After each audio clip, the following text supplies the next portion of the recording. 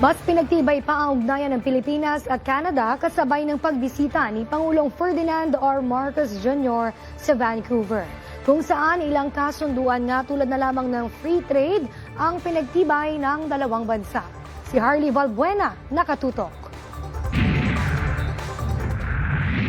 Today, I am pleased to announce the elevation of our bilateral relationship to a strategic partnership. Ito ang inanunsyo ni President Ferdinand R. Marcos Jr. matapos ang expanded bilateral meeting kay Canadian Prime Minister Mark Carney. Inatasan na ang foreign ministers ng Pilipinas at Canada na bumuo ng plan of action para sa kooperasyon sa harap ng nagbabagong mga hamon sa mundo. Kabilang sa mga pinalakas ay ang kolaborasyon sa seguridad at depensa. Recent milestones in this pillar underscore the shared commitment of our countries in ensuring that our peoples continue to live in peaceful and secure regions. We're deepening our collaboration in marine, maritime security and in multinational military operations. Minamadali na rin ang pag-ratify sa Visiting Forces Agreement ng Pilipinas at Canada para sa mas aktibong joint training at interoperability ng sandatahang lakas ng dalawang bansa.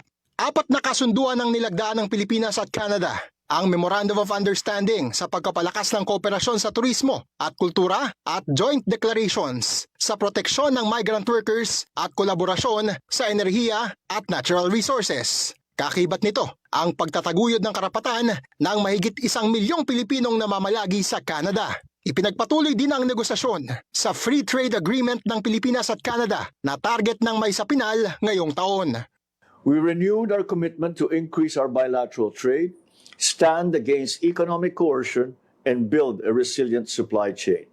We have a prospect of tripling our bilateral trade, both directions, by 2035. Great opportunities for our business. Sa pamamagitan ng FTA, tatapyasan ang taripa ng mga produktong kalakal ng dalawang bansa.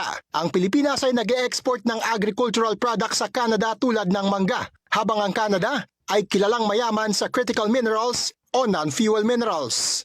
Umaasa naman ng Pangulo na dadalo ang Canadian leader sa 49th ASEAN Summit and related summit sa Pilipinas sa Nobyembre. Harley Valbuena, IBC News.